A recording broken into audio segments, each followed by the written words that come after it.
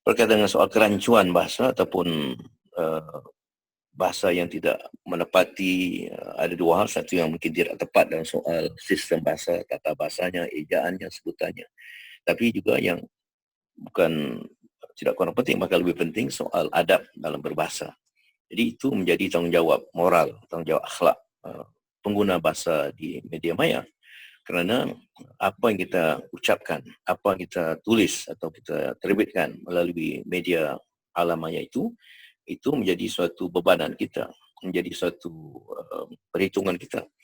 Apabila kita besok menghadap Allah, apa setiap yang kita lakukan, sebesar sekecil manapun yang baik itu dicatat, sekecil manapun yang buruk itu dicatat. Jadi berhati-hati dan perlu kita berfikir panjang, mendapatkan kesahihan dan menapis fikiran kita, pendapat kita dulu sebelum kita mencatat ataupun meluahkannya melalui media maya. Itu bagi saya sangat penting. Selain itu, tentulah soal menjaga adab bahasa dalam konteks menjaga sistemnya itu juga adab bahasa.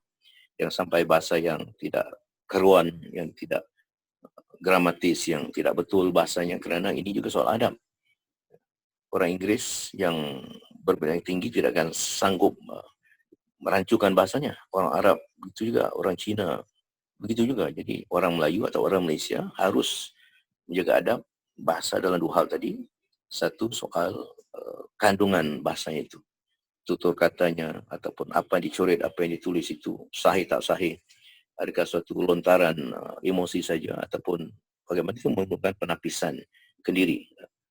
Penapisan kendiri hanya boleh dilakukan kalau anak didik atau kalau orang itu lahir daripada sistem atau falsafah kebangsaan yang itu tadi, yang terasa pada kepercayaan dan kepatuhan kepada Tuhan, dan menjaga nilai-nilai yang soal jadi tadi, jasmani, emosi, rohani, intelek itu disepadukan, baru dapat kita membina penapis dalam diri kita. Itu hubungan sangat rapat.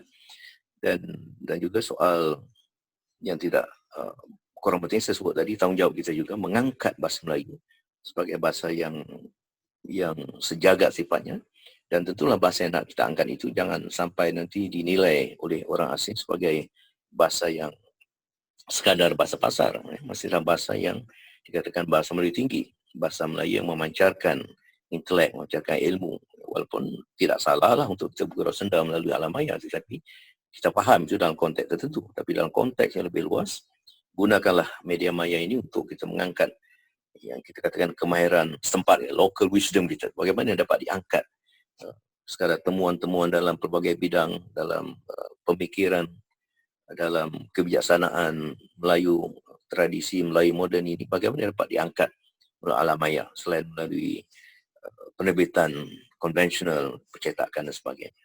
Terima kasih.